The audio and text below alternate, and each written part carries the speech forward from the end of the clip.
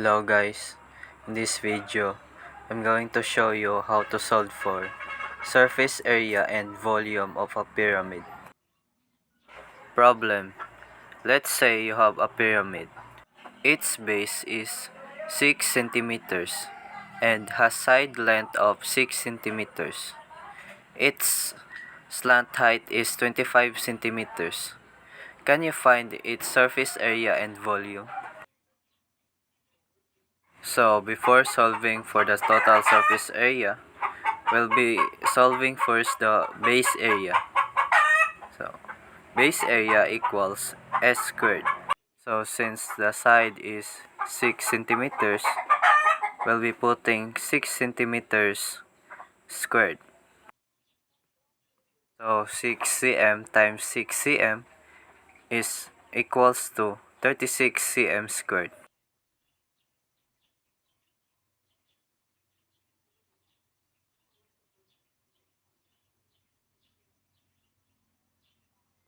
Now let's proceed to the lateral area.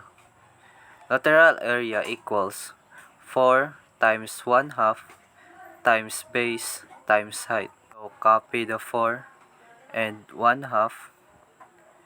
Then since the base is 6 centimeters, we'll be putting 6 centimeters times slant height, which is 25 cm. So copy 4 and 1/2 again.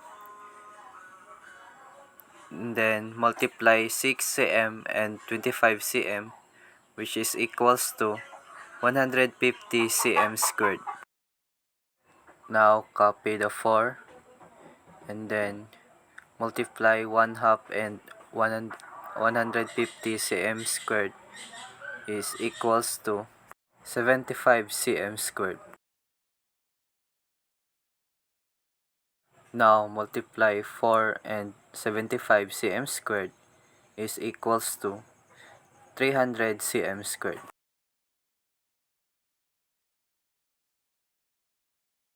So now we can solve for the total surface area.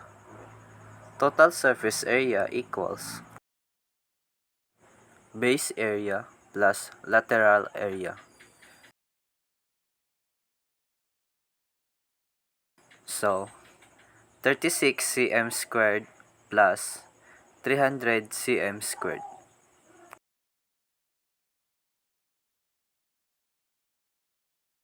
which is equals to 336 cm squared.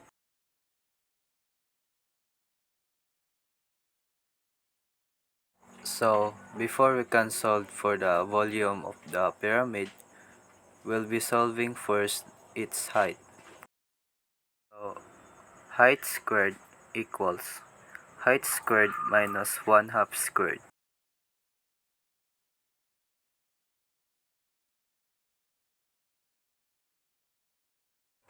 Height squared equals 25 cm squared minus 6 cm over 2 squared.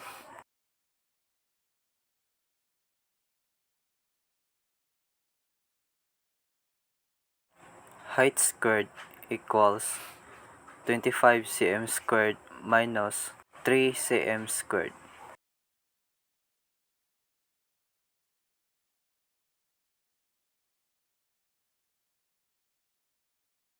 Height squared equals 25 cm squared minus 9 cm squared. Height squared equals 25 cm squared minus 9 cm squared, which is equals to 16 cm squared. To find the height, we need to take square root of both sides of the equation.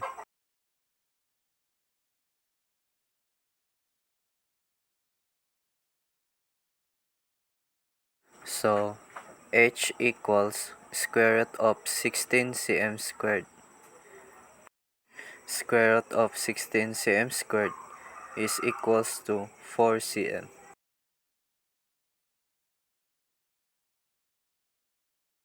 So now we can solve for the volume. Volume equals 1/3 times base times height.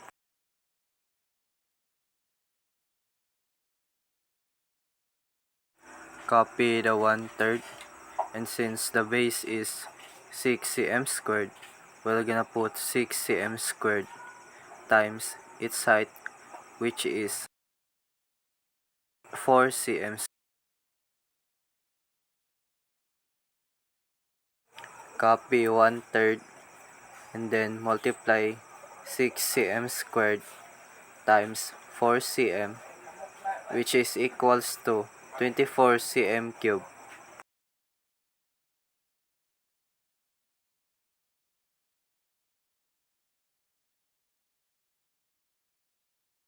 And then multiply 1/3 and 24 cm cube, which is equals to 8 cm cube.